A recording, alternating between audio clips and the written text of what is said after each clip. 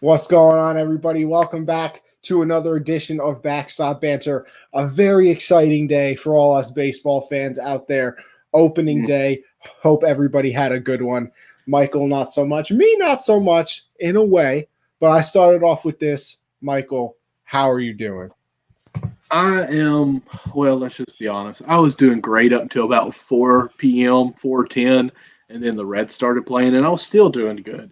But then about 4:20, I was ready to wait for football, I think almost. But I'll say this: as the game went on, I was okay. I was more happy with small errors here and there that went on. I'm just going to be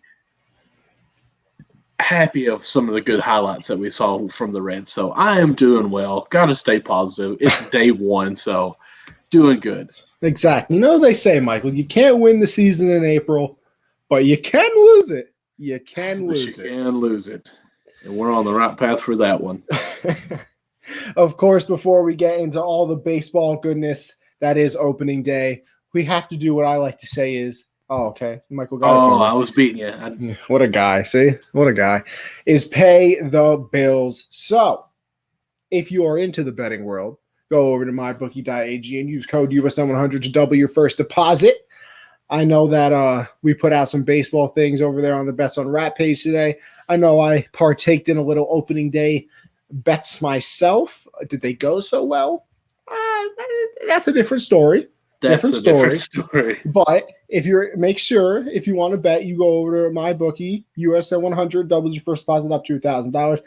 All your baseball bets for the rest of the year, baby. March Madness, get those. What are we in, Michael? The Elite Eight or Final Four. Your Final Four. See, that's how much I pay attention. So get your Final Four bets in. Bet some basketball. Bet Korean ping pong or whatever you want to do, okay? But we go over to MyBookie, use USN 100 for that one, as we already got Perry up in here. What's going on, brother? Next up, make sure you head on over to RXM-USN. Saves you 10% on your order. If you're a little sore from life, really, finally connecting. I think it's technically connected. It's not as thick at the connection part, but I think it's connected. Oh, Michael, sorry. I'm not some grizzly bear, you animal, but whatever. I'm sorry. I've been using some beard oil, and I'm really liking it. It's like it makes the hair a lot softer. You should – well, never mind. That's messed up. What's messed up? like the bear and strays connected to Russia. Really, Christian, we're pulling out a history lesson. I was in school all day today. I don't need another one. Anyway, RX-USN saves you 10% on your order. CBD cream. So if you're a little sore from life, get some CBD cream. You'll feel brand new when you wake up in the morning. So make sure you go and check that out. Christian wants you to drop the beard oil, Michael. Christian, I'm sorry. I'm going to give you a short story on this. My wife was actually at the allergy doctor where she was getting tested to see what she was allergic to. Yeah. And she texted me and said, I took her in case she had some kind of allergic reaction that she couldn't drive. And she texted me and was like, hey, could you run over to Rite Aid and pick me up some like Benadryl stuff, like the cream and stuff? I'm like, sure. Well, I was wasting some time. I was like, hey, whatever kind of beard oil that is, let me try it out. So I bought it. I can't remember what the brand was, but it's from Rite Aid. Wow. Christian, I apologize. I will get that for you next time. I will share it. Now, that is what we call descriptive. Like, I'm going to be honest with you. I always thought this beard oil and stuff was a big joke. But, like, when I don't have it in, like, my hair feels really firm, I'm going to say. Almost like I know it's weird. It's a different hair. You'll learn one day. It's not soft like up on top, and the conditioner doesn't work as well on there. Yeah, right. But it's really thick. And when I put that oil, it's whatever beer oil in it, it really makes it more soft. Oil. Gotta love that oil. All right. Well, know what else I love, though, Michael? I love our Teespring store. Teespring.com/stores/unwrapped. Go check it out. Everybody has their What can you get there? What? What can you get there? Oh, you might as well get some, unwrapped merchandise like that beautiful mug Michael just pulled up. Or, you could support the show that you're watching right now and get some Backstop Banter merch. We got a mask. Mask? Yeah, beautiful mask. Maybe you want to get a nice T-shirt as well. So make sure you This go is and just check that out. T-shirts, I guess. Make sure you go check it out and buy some merch, support the pockets. You know what I mean? Connie, as you say that, is there any way that like I could get a discount on that? Like if I was a membership or something? Oh, of course, because then you can go over to the Patreon, patreon.com/unwrapsports, and check this out. So $1. Michael, I'm going to need you to scroll down a little bit more. There we go. A little bit more. Come on. Yes, right there. Beautiful. Oh, yeah. $1. You're just supporting the squad. No, there's no benefits to it, but you're letting us know you're letting us know that you like what we are doing, and we greatly appreciate that. And we no do matter appreciate how small that the contribution is. Exactly. $5, you get 10% off that store that me and Michael were just talking about. You also get access to our Discord chat where you're like an honorary member of the Unwrapped family. And you also wait, did I do that one already? Wait, did I say the gift card giveaway? No, you did not. Okay, that was the last one. You got entered into a gift card giveaway. So make sure you check that out. And then as you can see, the $10 tier. You get everything I just said, except the $10 or the 10% discount goes to 20%. And you also get entered in to our signed memorabilia giveaway. Technically, last month, I know it's April 1st, but I'll say last month, we did a David Montgomery signed jersey giveaway. The month before that, we did Keenan Allen. I don't know what's coming up next. I have no idea. I'm not sure yet, but... Have we already given the jersey away? I don't think so. I don't think the official drawing has done since the month I don't believe so. So if you still want that David Montgomery jersey, you know where to go. $10, patreon.com/unwrappedsports. And honestly, guys, if I could try to encourage you all to do this right away, we just started Patreon 2 months ago. So this is going to be our second giveaway. It's still small as far as the membership, so the higher percentage you have on winning. Really, this is the great time. Put in $10 now. You're already in this drawing that's probably about to happen. Listen, even if you don't want the jersey, resell it, make some cash. You know what I mean? Listen, I would keep it. Beautiful signed jersey added to the collection. But hey, if you're in the business of reselling things, go ahead and do that as well. I'm not going to stop anybody from making a little bit of money. But Michael, let's get into it. The day has arrived. It's opening day, April 1st. The 2021 season is underway. Now, it didn't go well for either one of our teams. Has already made a presence. Yes, COVID has already made a presence as well, but we'll get into that. We will get into that. But Michael, you know what? I want to start off with this because I want to go over all the games today. Okay. But I feel like it's our show. So we're going to start with the teams that we like. And I'm going to let you go ahead first and start with your Reds. What went wrong today, Michael? What went wrong today was we played today. That's what went wrong. Yeah. I mean, most games, if you are excited about your team, if you're a Reds fan, you're thinking, okay, we're playing the Cardinals, who's won the Central so many years in a row, basically, and probably the last 10 years, they've won it probably 7 times, just to be honest.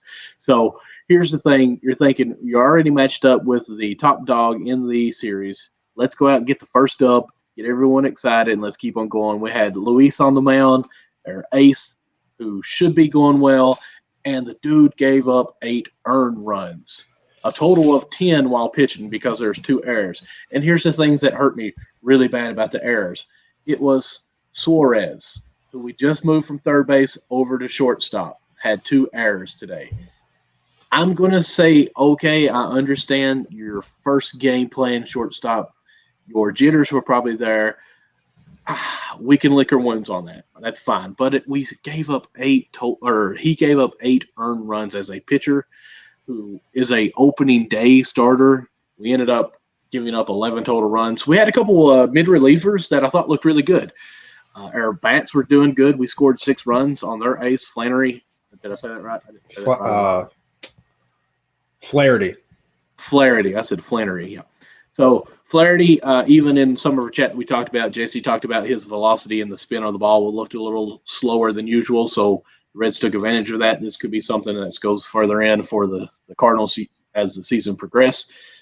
The Reds, honestly, I thought it was going to be like a 10-0 game because it was the first inning that he gave up, I think, 6 runs. Yes, sir. So, I mean, that kind of takes a big punch in the gut, knocks all your wind out. But they took a chip at it. Every so often in the first inning, we actually scored a run. Second inning, I think we scored a couple more.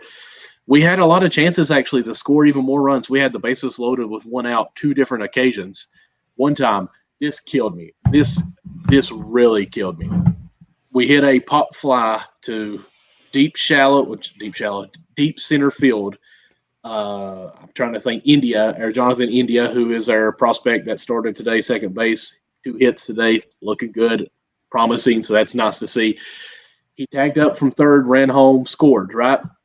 They threw to second behind our runner at second, who left too early because he didn't think they were even going to catch it. Got double played before the run across the plate. Didn't even score a run. That's the stuff that really want to make you say, what is going on? But a lot of people, if you're a Reds fan, we're high on you until you lose it, then we hate you. So, like, everybody's already been bad-mouthing. Why did the Reds not get someone for shortstop? That was the whole week, all winter, all spring training. We knew. Why didn't we go out and get a shortstop player? We have no backup. Suarez, like I said, two errors today. So I'm going to pump the brakes a little bit and just say this is the first game. Sonny Gray, please come and be our savior as you come on out. And let's see what we got today. Thanks for the bets today, Connie. Josh, did you actually win some money with his bets? Because some of the bets he told me was not good. Here's the thing that really annoys me. Like, my friends will send me bets, and I'm like, yes, that's a good one. And then I'll never, like, actually place it for myself. But they will.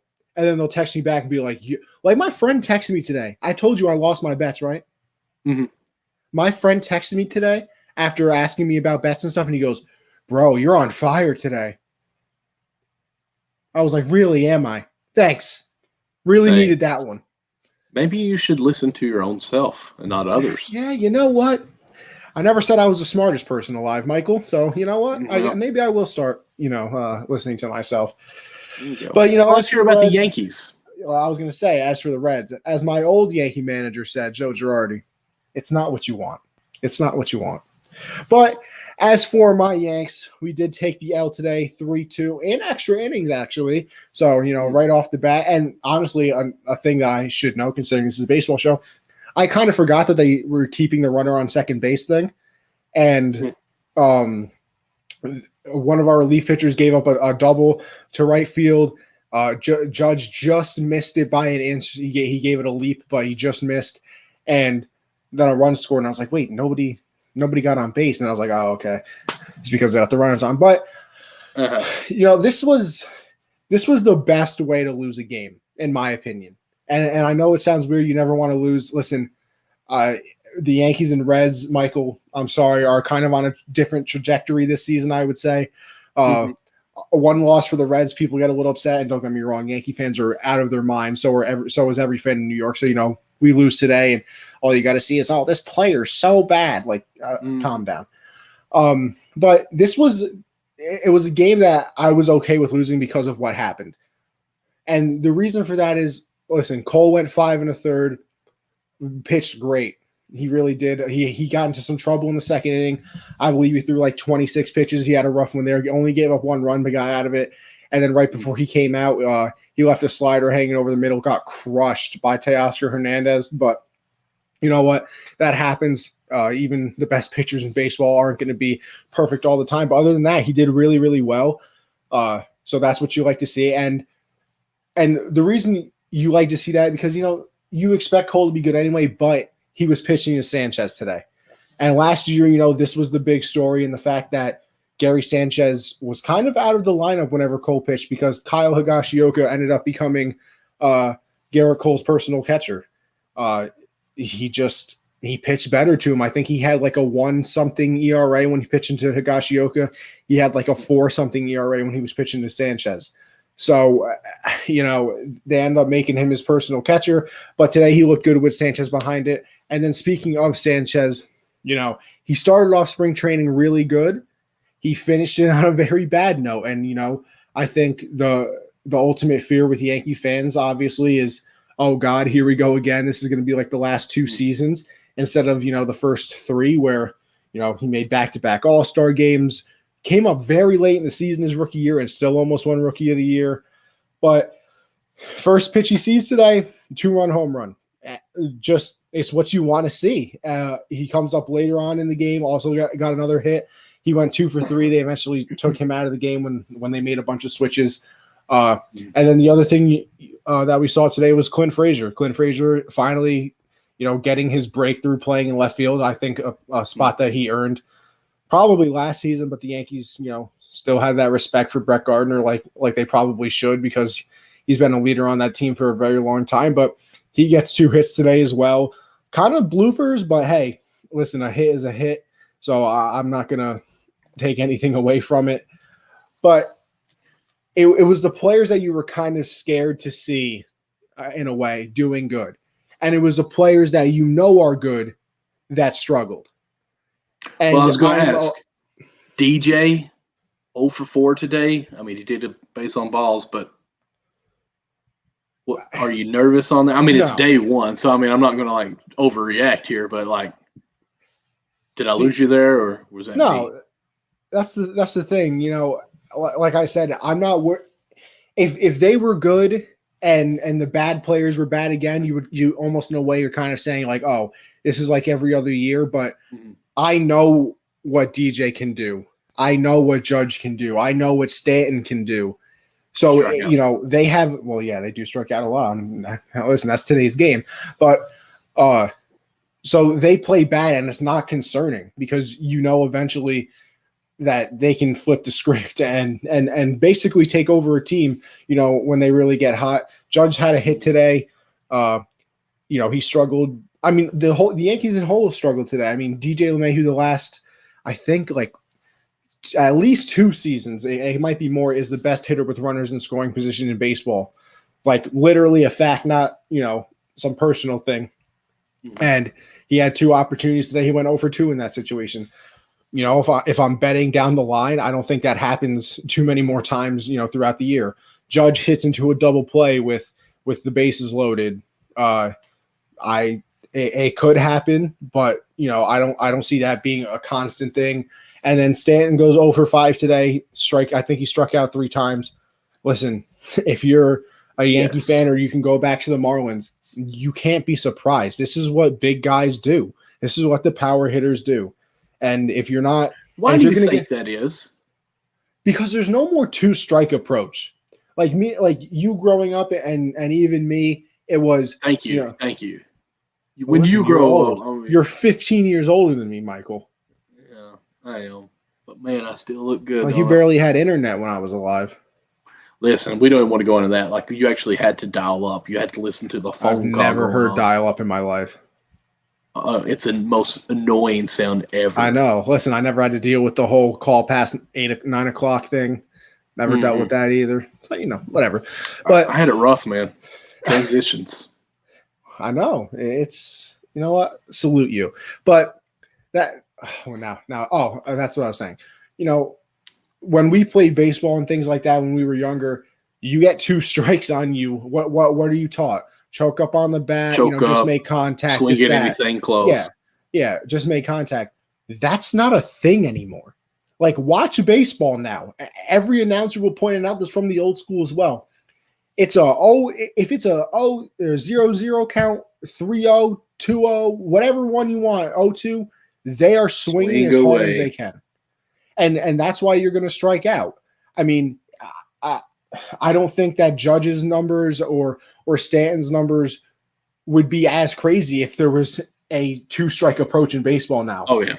I don't think they're striking out 190 times a season or 200 times a season. I don't know, what the actual number is if there's a 2-strike approach in baseball. But that doesn't exist. And that's with every hitter now, basically. It's funny. Back in the day, if you didn't do this, you were kind of the oddball out. And now, if you do have the 2-strike approach, you're the oddball out. Yankee announcers make a big deal about DJ LeMahieu using all of the field and having the 2-strike approach. If this is 20 years ago, they'd be like, yeah, he's playing baseball, stupid. Why are you pointing it out? Right. That's like even Joey Votto. That's one thing that he's always done. And you can see how he chokes up on the bat very far if it's 2 strikes on him.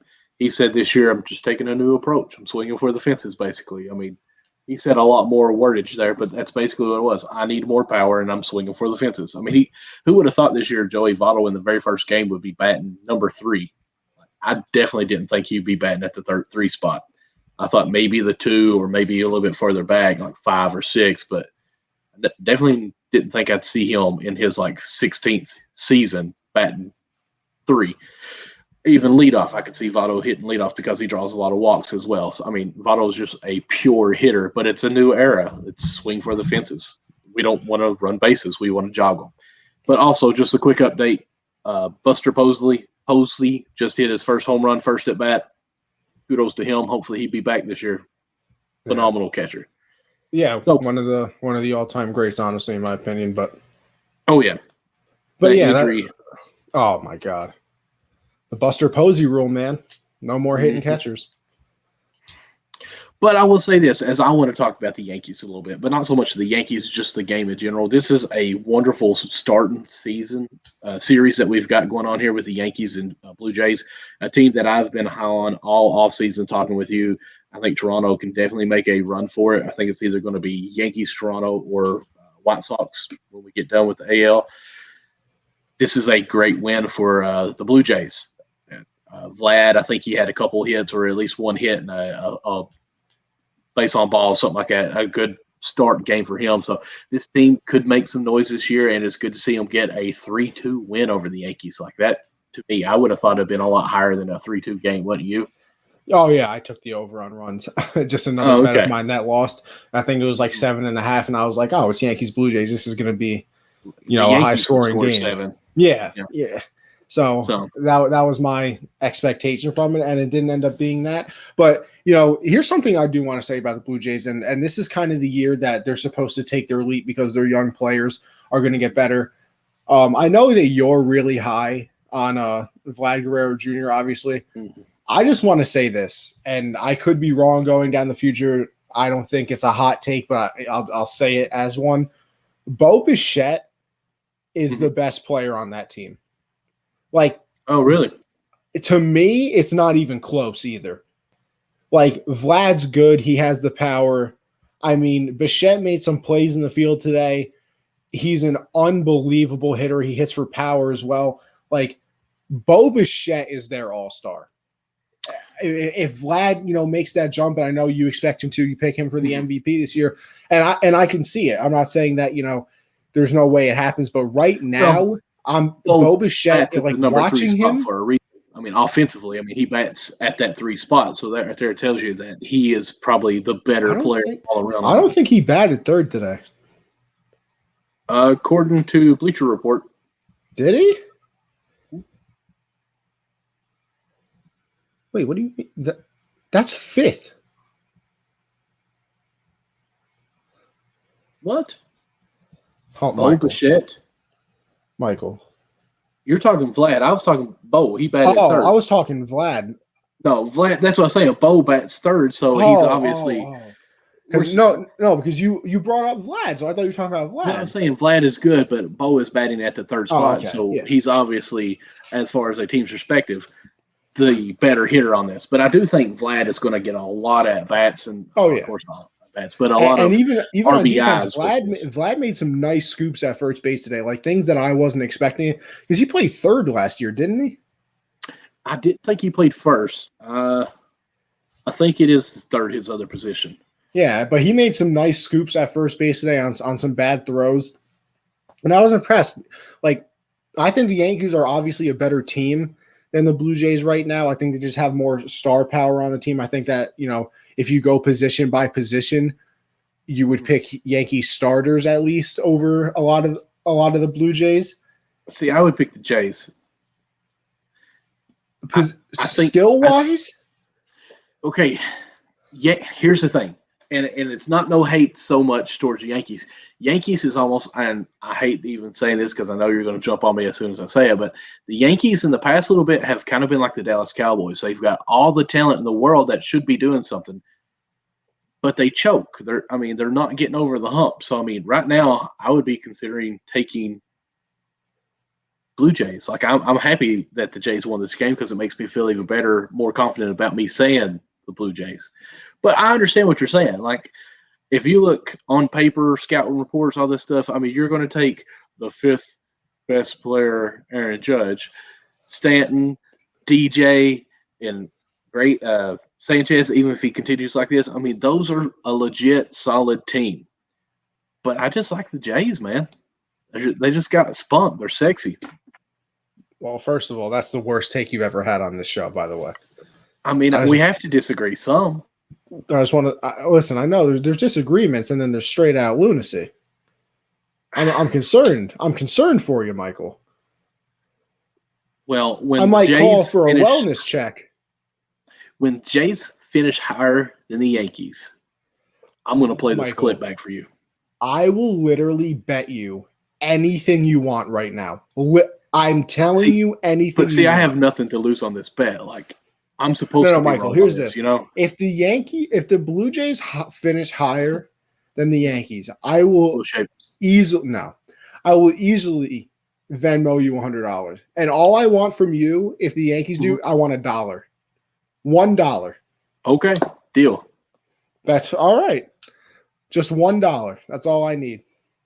And I wanted to say Yankees rule, Jays drool. Okay. That's what I want the Venmo description to be. And if the Jays win with the $100, you have to say, Michael, you're my daddy. First of all, that'll never happen. If the Jays win, you all heard it here first. Well, first of all, neither one of those things will happen anyway. But yeah, I'm not too concerned. I don't think you're too concerned either about, the Red Star. I'm not concerned about the Yankee Star. It's game 1 of a 162 marathon. Right. Baseball's the ultimate marathon, as they always say. What scares me is that Luis gave up 6 runs in that first inning. Yeah. Like, if it was a 3-2 loss, like you all, that was a great game. Like, everyone played well.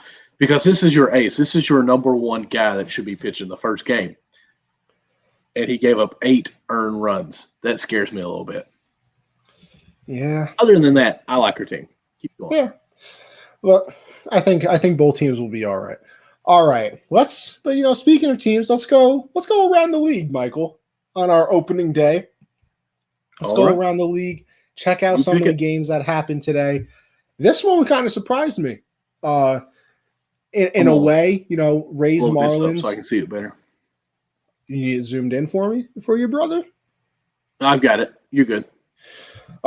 Rays Marlins ends up 1-0. Glasnow and oh gosh, I should know their pitcher. I literally have him on my fantasy team. Why do I not know this? Alcantara. What is it? Yes. Alcantara. They pitched out of their minds, both of them. They both went 6 innings. They didn't give up any earned runs, obviously. Alcantara had 7 strikeouts, 2 walks, 2 hits. I think Glasnow had basically a similar line as well. A pretty dominating performance out of both pitchers. Definitely not the offensive showcase, as you can see by a 1-0 score, but a good win for the Rays. And I think this kind of shows, the Marlins can compete with people. Who did you say the pitcher was that pitched good? Glasnow? Not for the Rays then, right? No, that was for the Rays. The winning pitcher was Thompson. Yeah, because it was 0-0 when he came out. Oh, okay. I was like, wait a second. This is not showing up right on my end here. Okay, I'm with you. Come on, Michael. We don't remember baseball now? Listen, like I told you earlier, I've got some sinus issues. As you can see, my baggage going on here, okay? I think that's I'm just trying to get through. And it's okay. Just shut up. It's in every episode, I know. You're just old. But, it's all right, Michael. Next up, Yankees Blue Jays. We obviously went over that one. This game, a little bit of a surprise. Tigers get the 3-2 win over the Indians. Shane Bieber, I'm pretty sure he got rocked. I think all 3 runs were given up in the first inning. So kind of a surprise there from a person who was he won the Cy Young last year. So it's not last year, year before, yeah. Yeah, a little bit of a surprise on that one. Yeah, actually, it was in the first 2 innings. Tigers, Mickey hit that 2-run shot in the snow. Beautiful. By the way, I was going to say, That little slow-mo thing that the Tigers posted, one of the most beautiful videos I've ever seen in my life. Yes. It was phenomenal. Who doesn't want to see Miguel Cabrera swing? Yeah, and on a different team. But anyways, Tigers won. Yeah, I don't think anyone would have predicted this. Yeah, Indians probably are down a little bit, but the Tigers are horrible, I would have said. Yeah. So, yeah, this is a great win for the Tigers. Way to get off on the right foot. And Cabrera with a homie already in the snow that cold. Redemption year. They always say baseball, anything can happen. And I think some of these games definitely prove that. Yes. Next up, Brewers get the 6-5 victory over the Twins.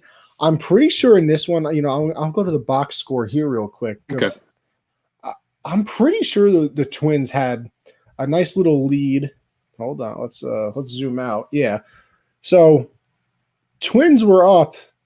They ended up scoring the Brewers ended up scoring 3 runs in the 9th inning. In the 9th. As we can see right there, and then walk it off in the 10th. Wow. That's a killer. I mean, it's the Twins for you.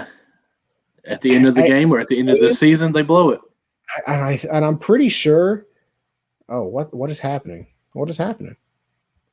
Oh, okay. I guess we have videos over here on the side. Okay. Whatever helps you sleep at night, ESPN. Couldn't hear it here if there was anything playing. Yeah, there was a video going on.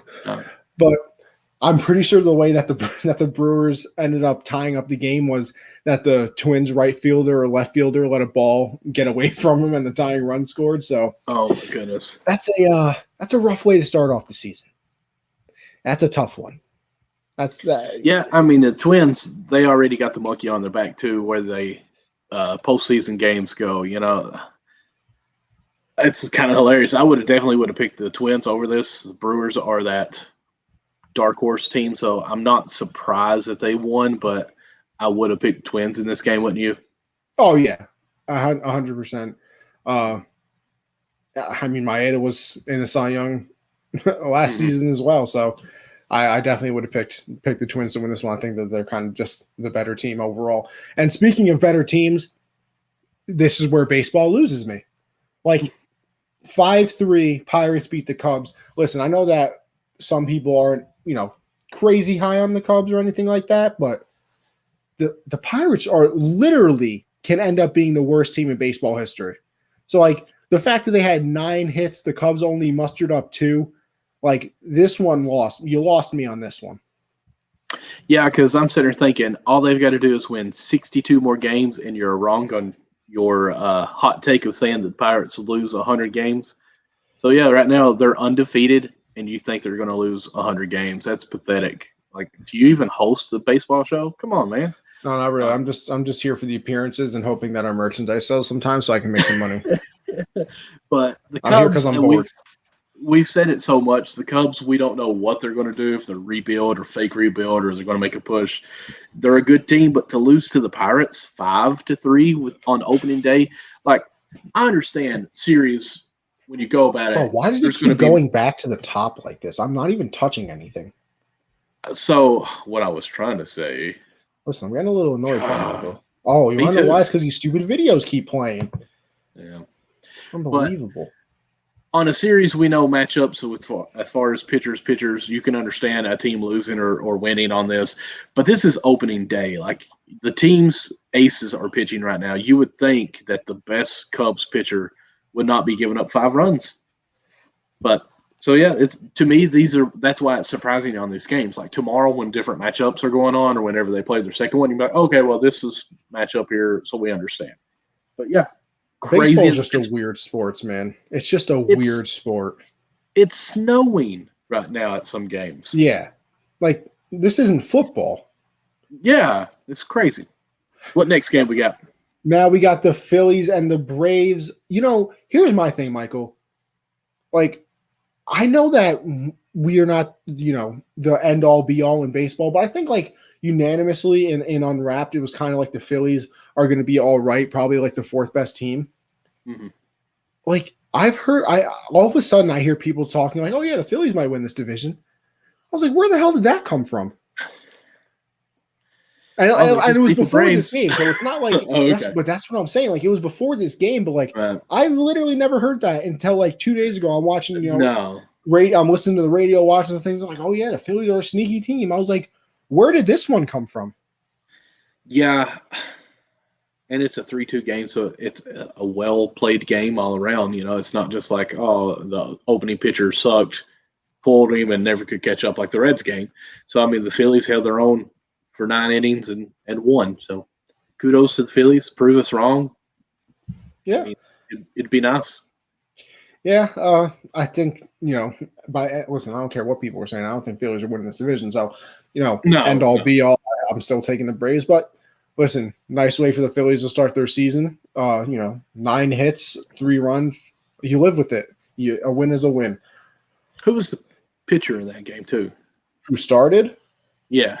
I know Nola started for the Phillies and for the Braves. Let me check the box score. Let's check it out right here. It would have been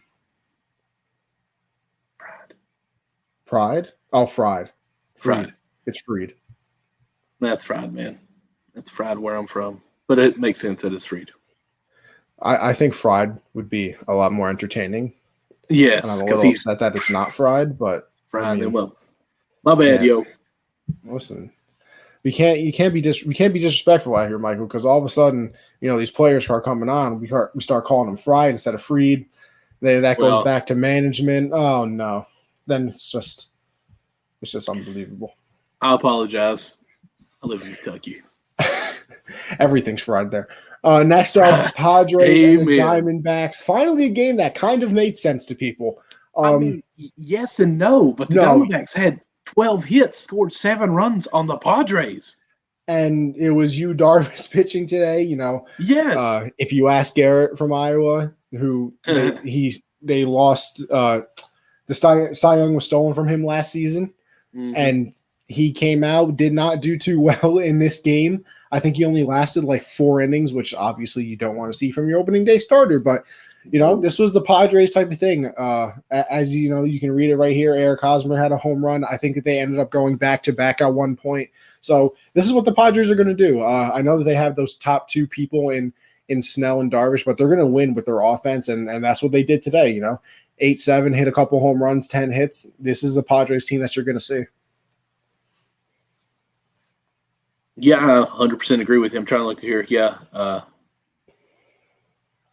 He went 4 2/3 inning, gave up 4 runs, 1 base on balls, but he had 6 Ks in the 4 innings. So, I mean, that's nice. His ERA, though, is 7.7 after that game.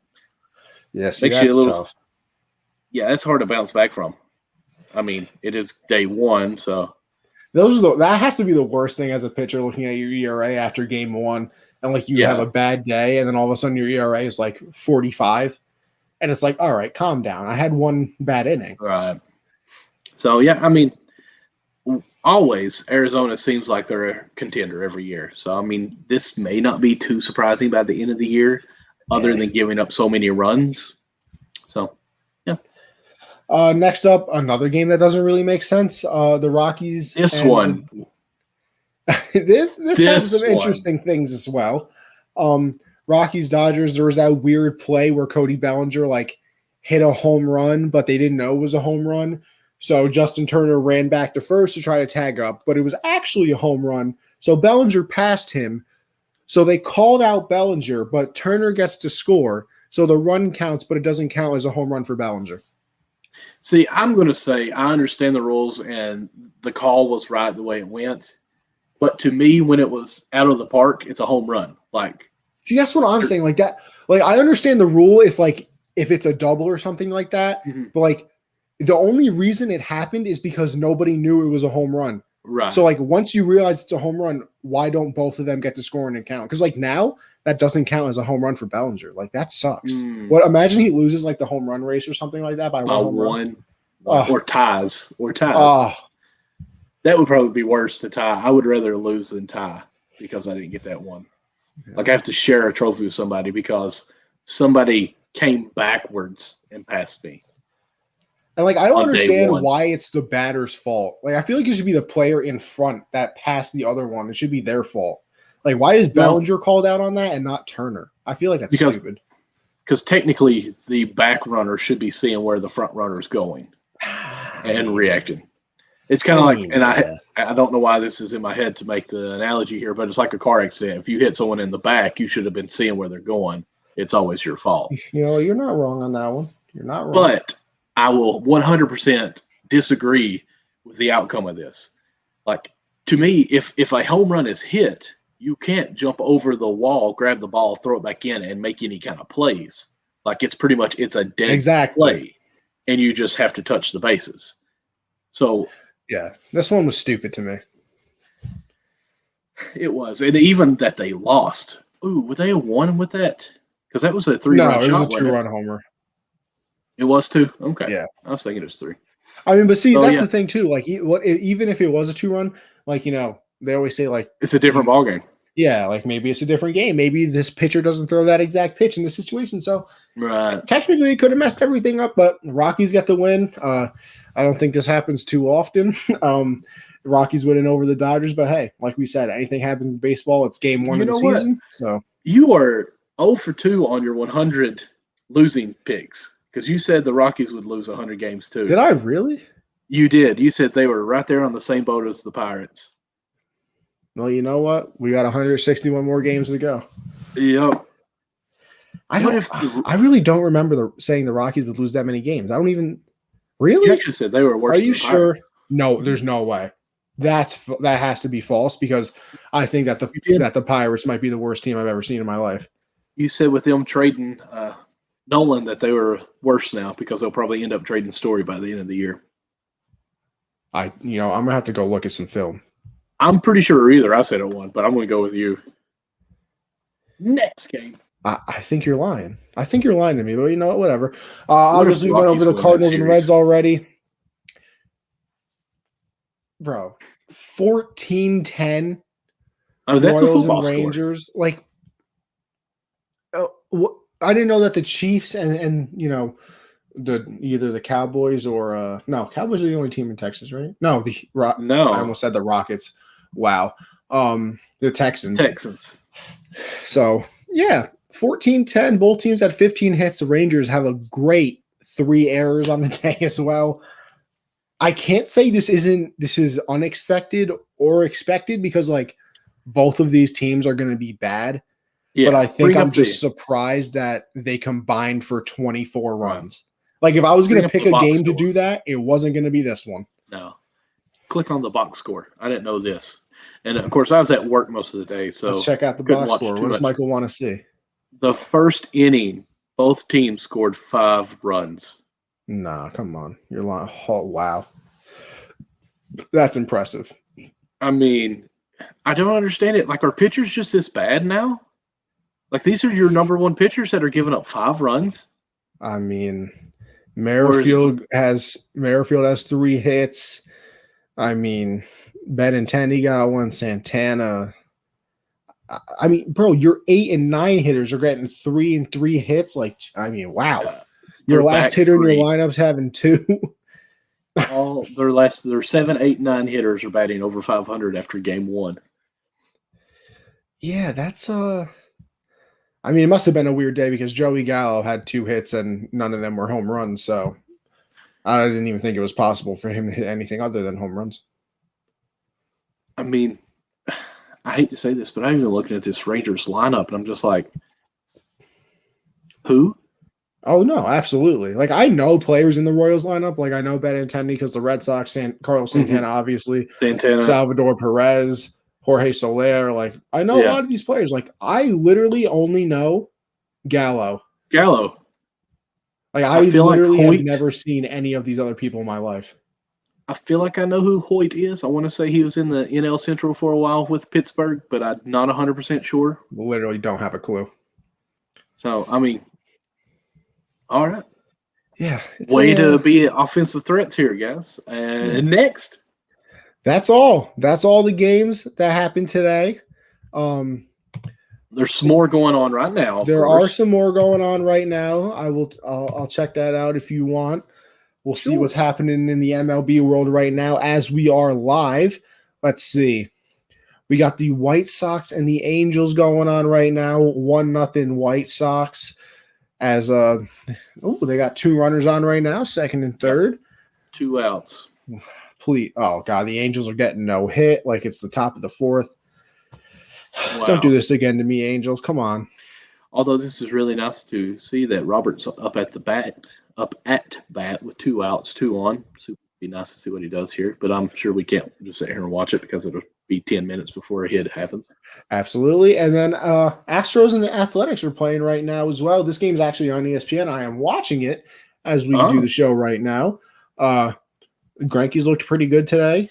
Even the A's starting pitchers looked pretty well. Obviously giving up that earned run, but I mean, there hasn't been any, big plays or anything like that. Just, some dribblers here and there, only 3 hits combined. So it's been a nice game. Looks like Robert got out up there for the, what a tragedy. Sox.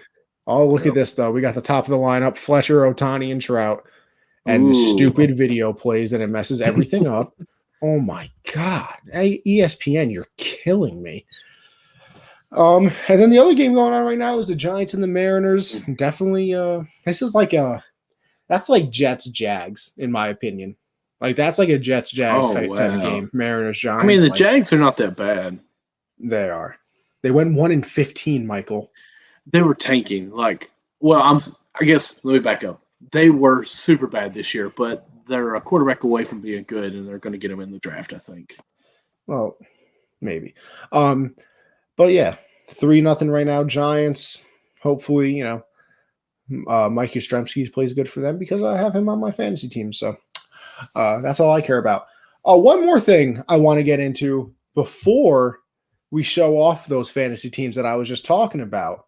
I don't know show off. We don't have to do that. Oh no, we do.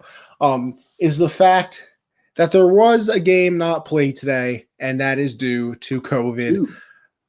2, but one of them was just postponed because of weather. The other one was because of COVID. So that's the one that, is kind of gives you the here we go again type of vibe.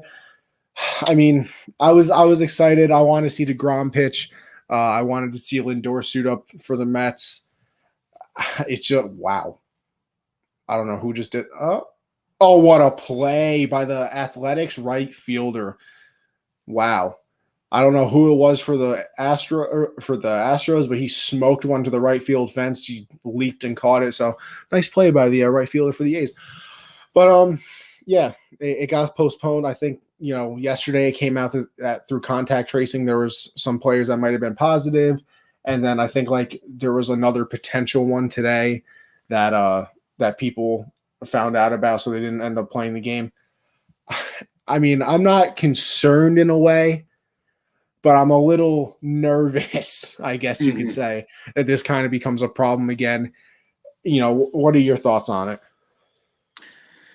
My thoughts are, here we go again, like you said, but I'm going to try to pump the brakes again and just see what plays out, because I know what I had seen pop up on my phone a couple of times was 2 people had tested positive, possibly a third one now that is in quarantine, that we're going to be tested again just to make sure. So you're thinking, okay, these guys have been together for all of spring training, playing some other players or other teams. This could break out pretty quick, very, very quick. But hopefully that we can keep it under wraps. And, with their contact tracing, everyone that should have been in contact should already been contacted and be quarantining. So let's hope it only lasts for a few days. I mean, at the most, it just postpones a week or 2, really. I think it's 7 to 10 days that they say now. So hopefully it won't hurt too bad. The only thing that kind of gives me hope is the fact that right now, obviously there is a vaccine in the works, and hopefully that helps everything out, and this doesn't have to happen all the time, because I know that the MLB as well is giving. If over 85% of your team gets vaccinated, then they lift some of the restrictions and you're allowed to go out and do certain things. So, I think a lot of the players are going to get vaccinated just so they can actually go out and do things. Right. So hopefully this doesn't become, too big of a problem because, like I said, there is that vaccine. It's not, the beginning of the pandemic, like when baseball season was originally supposed to start.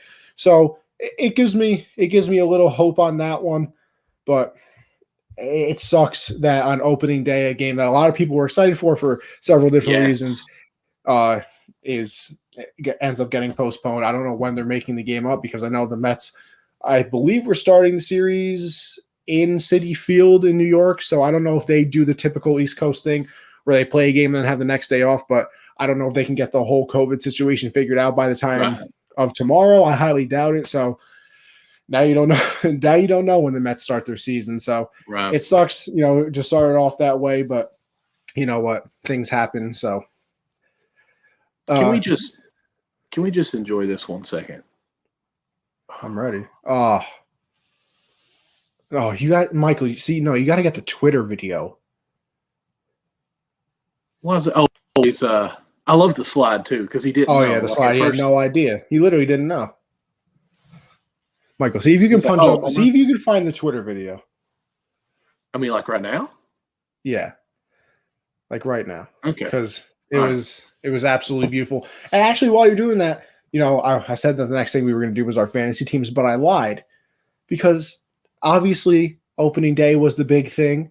We went over the games, but the other big story, obviously, that broke right before opening day, around this time last night, Francisco Lindor, man, he got paid.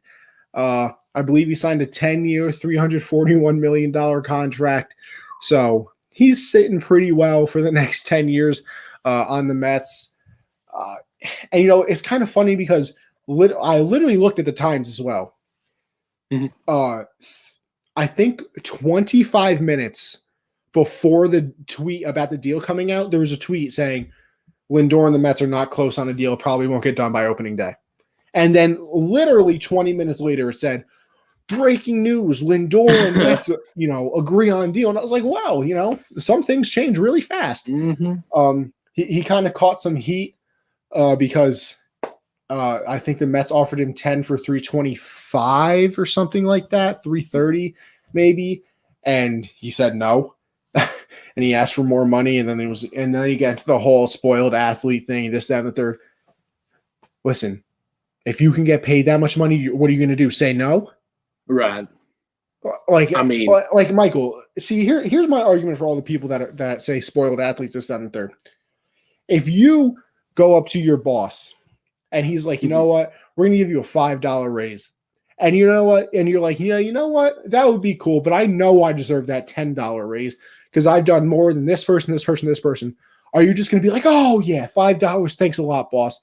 No, you're going to sit there and be like, listen, I think I'm worth 10. He's going to come back and say, we're not doing 10. I'll give you like 8. And then you say, okay, deal. Does that make you a bad person too? I'm going to be honest with you. That's apples and oranges, but I totally understand your point because if I can take 100 mil and get paid, then obviously I should do it. But if I take 80 million and I can get a couple good, better players around me with that extra 20 million. Wait. Hang on. Okay. There's a chance that in incentives that I could probably make that extra money back because I've seen something where they're comparing Sue Bird to LeBron James in the careers that they had. And it said something about winning the finals. He got like a 30 million or something like that. Maybe it was like 390,000. I don't know. It was something crazy bonus for winning. So, I mean, if you go back to back, you might make up your money, So, all right, Michael. My counter argument, though, is that this isn't football or basketball where there's a cap. So technically, you can make however much money you want, and as long as your owner says, you know what, screw it, I want this player too, I'll spend even more money. Right. You can. It's not like, spent 200. It's not like you spent 200 million. You're not allowed to spend any more. It's like, you spent 200 million and you want to add a $40 million player. Right. And I guess if your pockets say so. And I mean, Steve Cohen is literally worth $14 billion. So listen, $32 million, or I think it's $34 million, isn't chump change to even a billionaire. But I'll tell you right now, it's definitely not going to kill him. Right. Oh yeah, Michael, give me that full screen. Look at this beautiful shot. Whoever did this for the Tigers, please give them a raise. Look at this. Oh yeah, I was hoping it went straight down the line. That would have been pretty if it did. But I mean, I feel like this is a video game right here. Like this needs to be the opening commercial for the show now. That is just absolutely fantastic. Beautiful. It doesn't get much better than that. Oh, anyway, I could just. This could be my screenshot saver, and I'd be happy. You can. You could technically, because you can actually on the iPhone, you can save a video as a GIF, and then make it your wallpaper. And then if you hold it, it like actually plays it as the wallpaper. I'm 35. I don't know what you just said. Listen, Michael. All I'm saying is, if you had it here and you held your phone screen, it would play it. Okay. Pretty cool. I mean, that is pretty cool. I ain't going to get you lie on that. That's pretty lit. That's on fire. Oh God, man, that's chill. And there you go. You just ruined the entire thing. Ain't no cap on that, man. Oh my, stop it! You're killing me right now. I'm gonna die on stream. But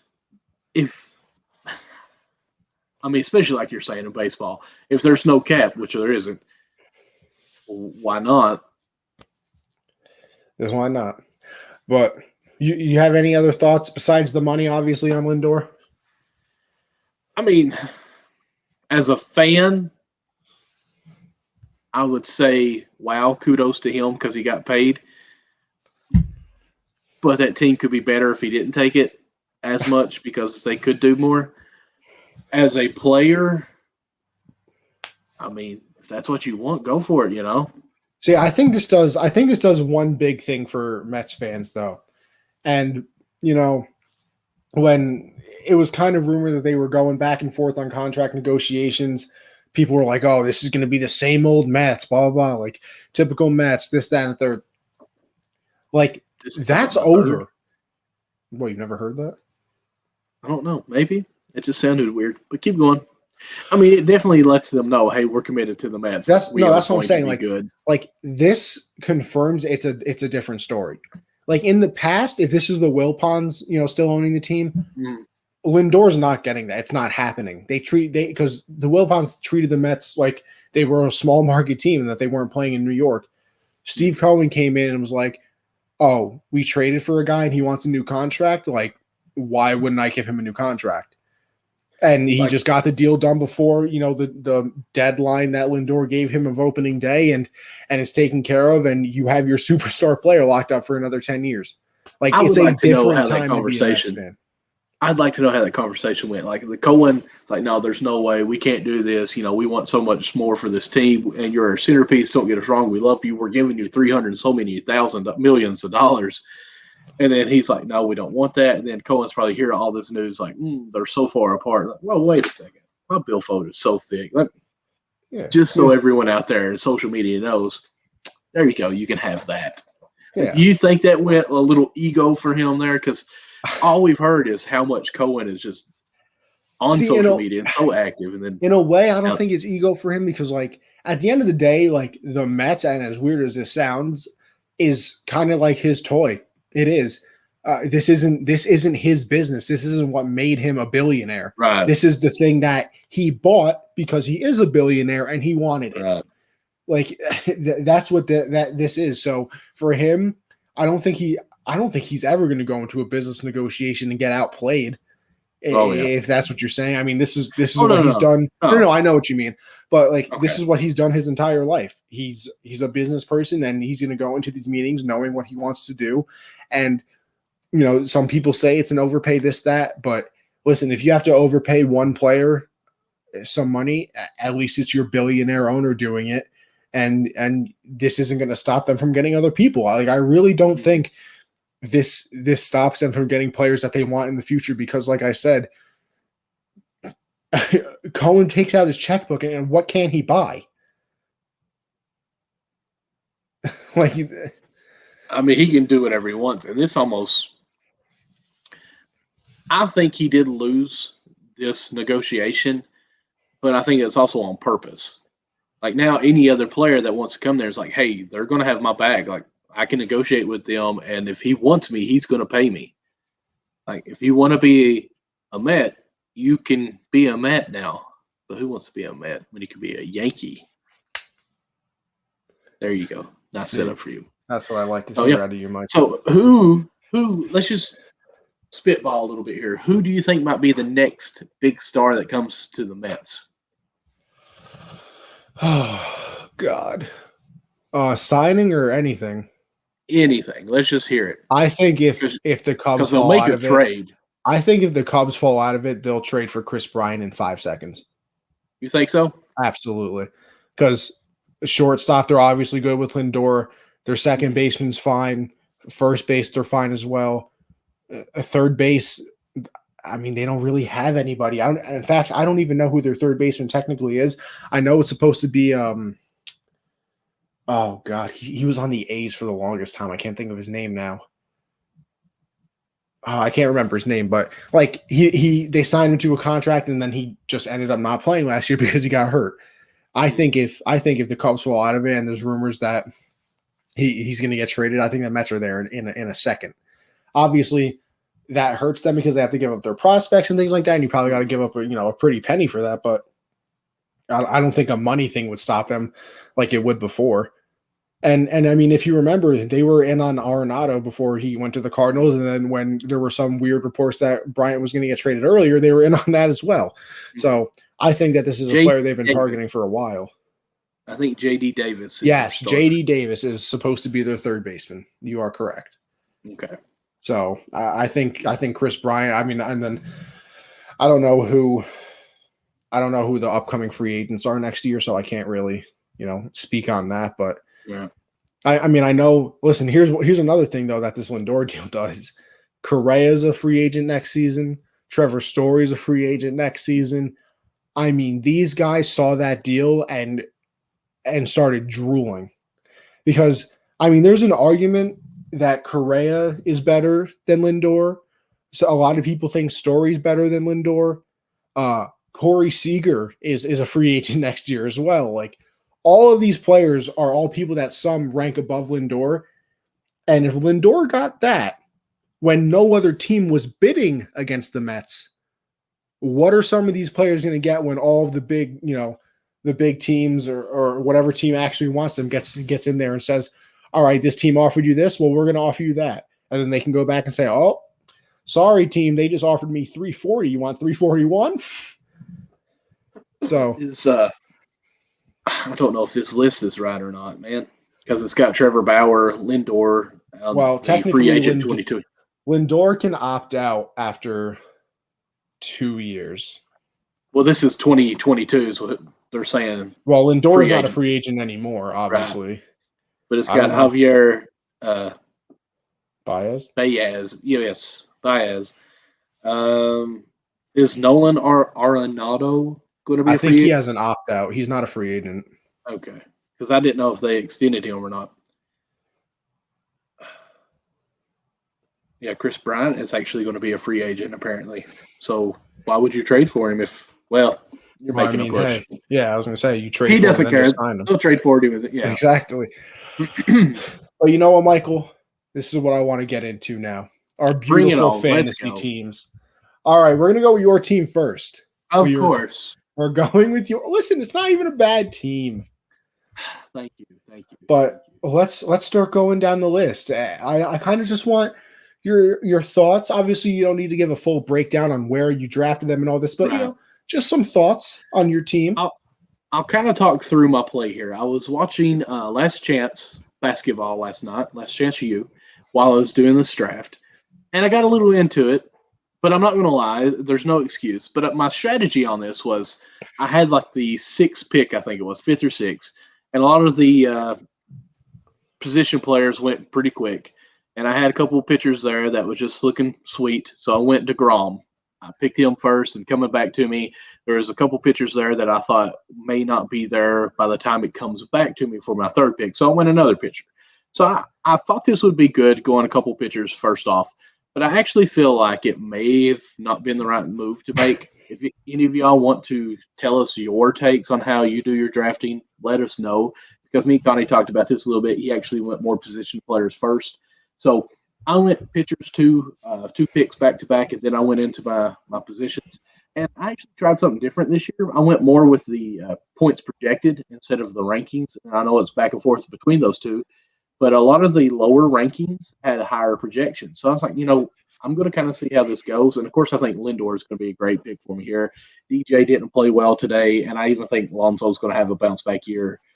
So right there's my three infielders that are going to be good.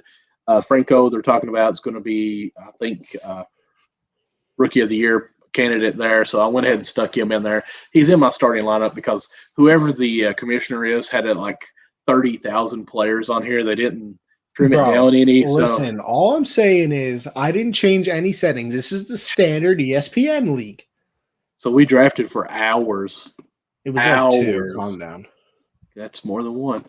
But I feel like I got a good team. Winker, to me, I took a little higher than what I should, but I didn't think I'd have a chance to get him back because I actually think he's going to be an all-star this year. He was 2 for 3 today. I thought he might homer in this debut, but he didn't. So I like him. What Angels tied it up, by the way. It's 1-1. Oh, good. What kills me and breaks my heart at the same time because I was happy killed, but then I died sadly at the same time is Jesse Winker is listed as an outfielder and a DH. I'm like, you know what? He's a Cincinnati Reds player. He's got the DH on there. It's going to happen. We're still going to have the universal DH. It's just going to be broken. And then I seen that they sent out a letter, Manfred or whoever his name is, sent out the letter, the commissioner's letter. So let me read this because it's going to say universal DH. And I was let down. I was so let down. But Stanton, I really got him at a steal. Like he went way late. I felt like. Thought Stanton would have went a lot faster. I think he just kind of fell through the cracks, and I jumped on that one. But, I mean, I like my team. Like, putting this team out against a team day in, day out, I like. I did not mean to do that. But I just didn't score that much. You clicked on AJ. Oh, yeah, no, I did not mean to do that. What do you think my weakness? Let's hear that real quick. What do you think my strengths and weaknesses are? Your infield is great. Like, it really is. I'll say this. I actually got infield heavy, and then I was like, crap, I got to draft some outfielders. I was going to say that. Your infield is really good. Like, I think Alonso, candidate for a bounce-back year. We know what DJ is. I think Rendon is the second best third baseman in the league. Josh Bell can obviously bounce back, but, the outfield concerns me. Actually, you did steal my pick with Trey Mancini. I wanted him. Just because I like his story as well, coming back from the cancer and everything. And not only that, he's just a good player. So I wanted him. Santander, I'm just not sure about. I mean, I don't know much about him, even though he's an Oriole.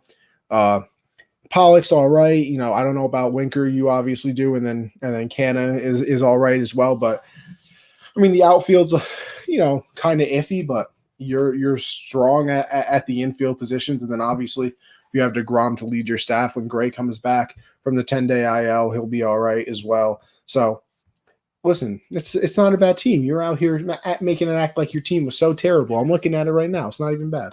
Day one, I had 8 points. Well, listen, you didn't have 1, 2, 3, 4, 5, 6 people play. I mean, that's true. And then you only had 1, 2, 3, and then you only had 4 pitchers play. Okay, thank you. Making me feel better. I mean, you'll be all right, Michael. I have faith. All right, you ready for my team? Or you got more? Go ahead. No, you're good. All right, people. Wait. First, I got to show you this. All right, let me back it up.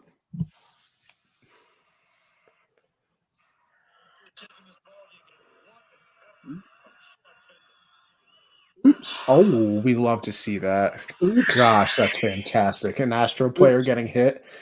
And that's actually what we posted. Inject that into my veins. Inject it in my veins.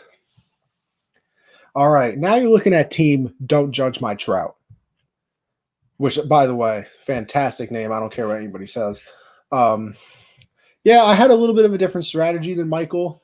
Only because this is like my second time ever playing fantasy baseball. I really don't know what I'm doing, honestly. But I wanted to do it because I want to get into it for the future. And I think, we're over here at Unwrapped. We might as well have some fun. So we got some Unwrapped people in here. I got both my brothers in it, some people I know from home. So, just a mix of a bunch of people, I figured why not have Just going to throw this out here too. He is the commissioner. Me. He has 3 brothers in this league. 2 brothers. And let me tell you, I'm sorry, you're the third. That's right. 2 brothers. Would you not believe that out of the first 4 picks, they were in all 3 of them? Michael, here's my question. Michael, here's my question for you. Throwing that out there. Here's my question for you, though. Ready? Yes, rigged. Why would I give my brothers good picks? Because out of everybody, talk them into trades. Out of everybody in this league, the only 2 people I truly care about beating is them. I mean, I'm the youngest. I'm the youngest brother. I have to assert my dominance. So I would never give them good picks. But you couldn't give you the best pick because then it would have been obvious. Yeah, I'm not Jesse. No. Keep going. Jesse over here getting the first pick in his own league in that other one that we're doing. That's not, fishing or anything. Whatever. Yeah. So I went a little bit of a different route. As you can tell by my name, got my first pick, Mike Trout. I think I had the 3rd pick. Mookie Betts went first, and then Acuna did go second. That is who it was. I think. So he went second, and I said, "Listen, I refuse to pick. I almost wanted to pick a pitcher, but I refused to not pick the best player in baseball. So I picked Mike Trout. I like my team. I think I'm pretty solid. A lot of these players kind of fell to me in a surprising way. Like I didn't think a lot of them would happen. Like me and Michael were talking, even during the draft, I ended up getting Chris Bryant as my second third baseman, in that first baseman, third baseman slot. I think I drafted him 108th overall. So, I mean, maybe I'm talking out of my butt here, but I think that's a steal. Maybe it's not in fantasy baseball terms, maybe it's not. But to me, I did A1 with that one. I still have a lot of faith in Nolan Arenado. I think he was like my second or third draft pick. I mean, some people fell out of love with him if you watched Jesse on the show last week. And Garrett actually saying that his numbers were going to go down. I think he's the best third baseman in baseball, so I gladly took him. I think Paul Goldschmidt still has a lot left in him, so he's my first baseman. Ketel Marte, I honestly don't know that much about, if I'm being totally honest, but he was projected a solid amount, and at that point, I didn't have a second baseman, so I took him, and I believe he went 4 for 5 today with the home run. So that one worked out for me at the moment. Shortstop, I'm happy with Javi Baez. Obviously, one of the better ones in the league, known for his defense, definitely more than the offense, but I will still absolutely take it. I watched Brandon Lowe last year tear the Yankees apart, so when I had a chance to get him, I drafted him. I hope he does good in every game besides them. And then, listen. I had to draft Judge. Like, if I didn't draft Judge, I'm a fraud.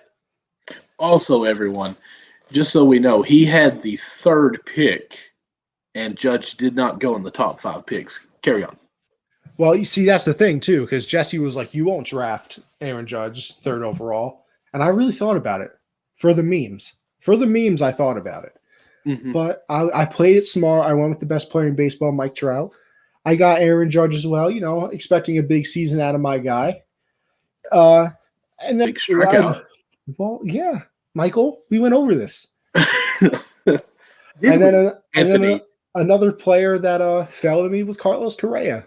I hate the Astros more than a lot of people because they screwed the Yankees and Aaron Judge out of an MVP and the Yankees out of a World Series, of course.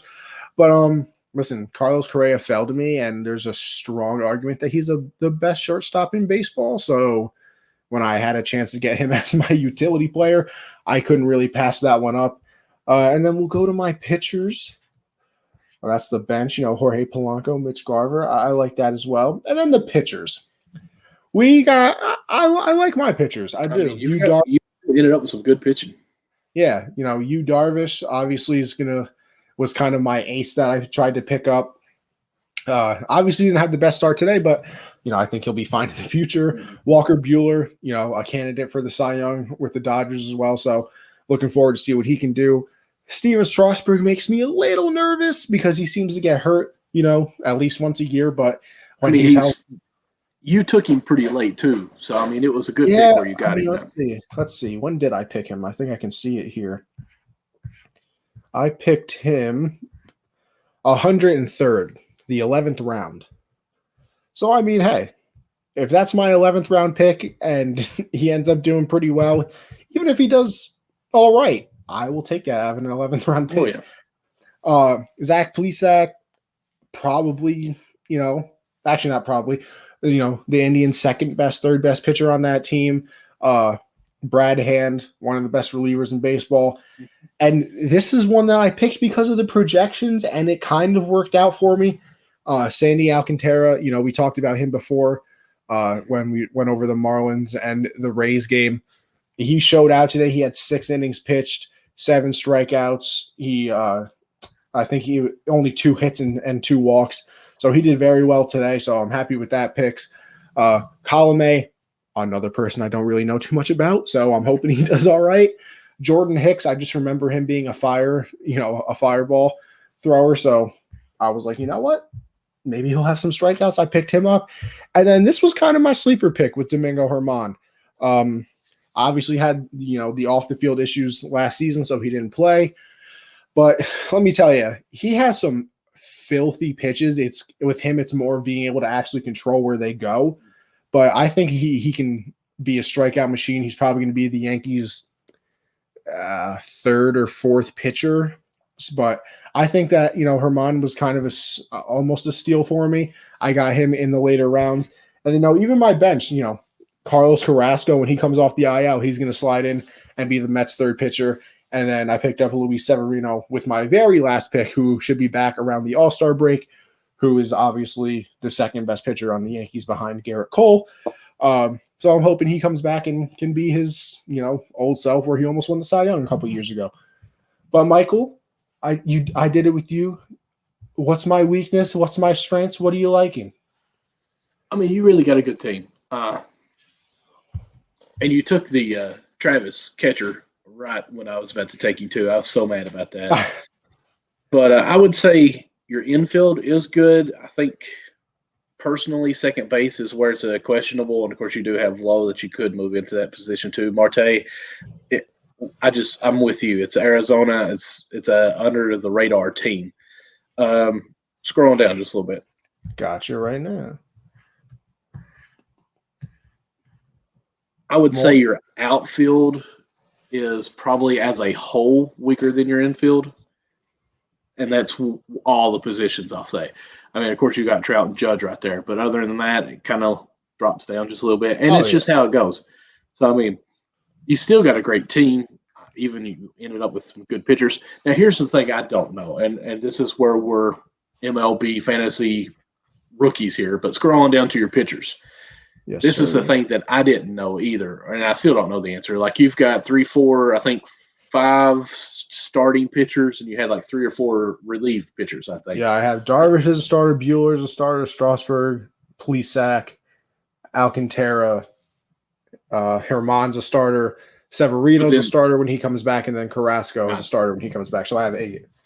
I actually picked more starting pitchers than relievers. I don't know who that or how that is actually supposed to work. So if you all got any information on that, let us know on that, because I wasn't really for sure how it goes. So I was trying to find a closer or something there to see. I think the starting pitchers are the better move, only because I was looking at like the breakdown of fantasy points earlier today, and actually I think I can do it right here if I click on. Let's go to Alcantara because he had a good game. And yeah, so like right here, like, oh no, come on, give me like a breakdown of how he got his points. Because I know you can do it on the app if you just click on the points that they got. But like, whatever. Oh wait, maybe I can do it right here. Nope, I can just touch that. Whatever. I saw it like on the app because if you like just go to the points, you can get like the point breakdown. And, maybe I'll pull it up on my phone right now so I don't sound completely stupid when I'm talking about it. But I know you get like points for the amount of innings that they pitch. You get points for the strikeouts and things like that. All right, so let's go to Alcantara. Yeah. So For each inning they pitch, you get 3 points. Okay. So I got 18 points. So I guess out a of point him. per out then. Okay. Yeah, and then you get -1 point for each walk they allow and each hit they allow. And then you get 1 point, obviously, for every strikeout.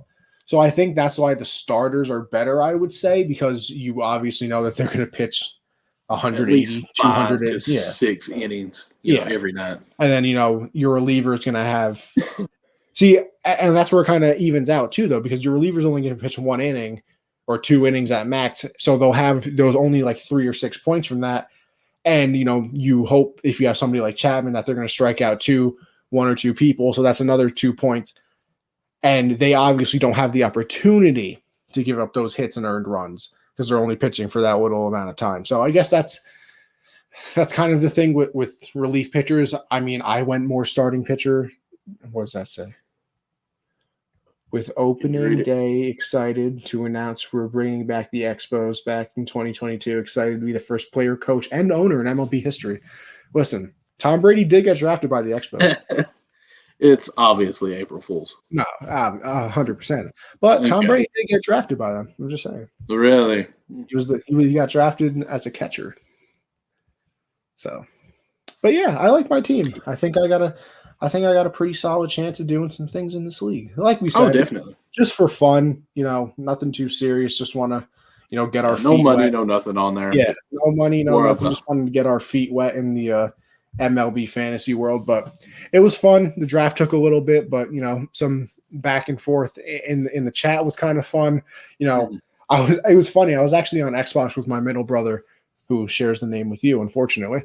And there were 4 or 5 times because in snake drafts you pick and then you have the last pick of the next round, but then the first pick of the right. Excuse me. But so he would be picking before me sometimes, and I'm staring down a player, so excited. I'm like, please fall to me, please fall to me, please fall to me. And then he would take him, and I'd be on Xbox with him, and I was like, are you kidding me? I was like, you really had to take him. And he was like, yeah, bro, you got to be faster than that. I'm like, I hate you. I hate you so much. Matt, he did that to me, I think, 3 times. Made me so mad. And then I was on my laptop on the ESPN app, and that guy's voice, looks like he had his eye on him too. I'm like, shut up. Yeah, literally. Please stop talking to me. But great opening day. A lot of games, a lot of surprises, a lot of surprising players of what they've done. So excited for next week. Guys, be looking for our gems that we're going to try to present once a week of highlights of the week, batting, catching, obviously probably be more than anything. And yeah, let's go ahead and go through our promos. Yes, sir. So if you what do you mean the sponsors, I assume? Yeah. Okay. If you're into the betting world, make sure you go over to mybookie.ag, use code USM100. It doubles your first deposit up to $1,000, of course. Listen, baseball season's here. That's why we're here, baby. So make sure you go and check out all the baseball bets. Bet on your future MVPs, Cy Youngs. Make some parlays. Let us know what you're betting. Go check out Bets Unwrapped as well. I'm sure we'll be giving away some baseball picks out daily, so make sure you check that out. Next up, that's USN 100 to double your first deposit, of course. Next up, RxHemp, RxHemp-USN saves you 10% on your entire order. So if you're a little sore from life, sore from laying down in bed all day watching baseball, like I might be, you check out RxHemp, get some CBD cream. You'll feel brand new when you wake up in the morning. Next up, we then have our Teespring store, teespring.com/stores/unwrapped. Listen, if there's a show on the live lineup that you enjoy watching, they also have merch for you. So you can go check that out, support your favorite creator, or support the network and buy some network clothing as well. I got a poster, sticker, sweatshirt. I got a bunch of stuff. So make sure you go and check that out. Michael always has his beautiful mug out. And then we have our Backstop Banter merch, like I said. Go and check that out. A nice t-shirt, a nice little mask. So check that out. And then if you want a discount on that store, head over to the Patreon, patreon.com/unwrappedsports. $1 lets us know that you enjoy what we do and you're just supporting the team. $5, you get entered into a gift card giveaway. You also get 10% off that store I was just talking about. And you get access to our Discord chat where we're talking about everything. So make sure you check that out. You're like an honorary member of the Unwrapped fam. And then $10, you get everything I just said, except that 10% discount actually goes to 20, and you got entered into a signed memorabilia giveaway last month. Or technically, our first giveaway was Keenan Allen, then David Montgomery. I don't believe we've given that out yet. So if you want to get some last-minute entries into it, make sure you go check out that $10 tier. And then, so that's that. That's paying the bills part 2. Michael, what do you got for everybody before we head on out? Excuse me. Other than this, you've covered everything. Of course, check us out next week, Thursday, 10:30 p.m. Eastern Time. Saturday at about the same time should be on Count the Bucket as we bring everything NBA and a lot of March Madness going on still, even though we're in April, which makes no sense to me. Why don't they finish it in March? But that's here or there. So, yeah, just check me out. Follow me on Twitter, Instagram, SportsMe as well. Go check it out, MD Lawson00 on everything. With SportsMe, it's MD Lawson00 USN. Yes, sir. As for me, Generational Sports, that's on Monday, 7 Eastern. Me and Josh talk about everything. I'll throw my little baseball chats in here and there. Josh isn't so much of a baseball fan, so I kind of save my takes for this show anyway. But we talk about everything there: football, basketball, baseball, fighting, literally everything. Tuesdays is the hard count with me and CJ. We actually had Caleb on this week. It was a really fun episode. Check out that podcast. Every podcast or every show that I do, podcasts are available everywhere. But we had Caleb on. He actually did a mock draft. We went over the mock draft. We talked about the 17-game schedule that the NFL's having now. So it was a lot of fun with him. Long episode, but when I tell you it's worth it, I truly mean it. And then, yeah, like Michael said, this is every Thursday, 10 Eastern. It makes our jobs a lot easier that baseball is finally back now. There's no more filler content or anything like that. It's straight baseball news from here until October, baby. So make sure you check us out. Anthony Conover _ is my Twitter. Gen Z Sports for my show. Anthony _ Conover for the Twitch. So baseball is back, and I'm very excited, Michael. But that is all we got. I thought you were going to say something with the face that you made. Well, I've seen that you moved your hand. I was like, I guess he's in it on that. All right, let's go. No, yeah, but baseball is back. Very excited, Michael. A good time as always, and we will see everyone.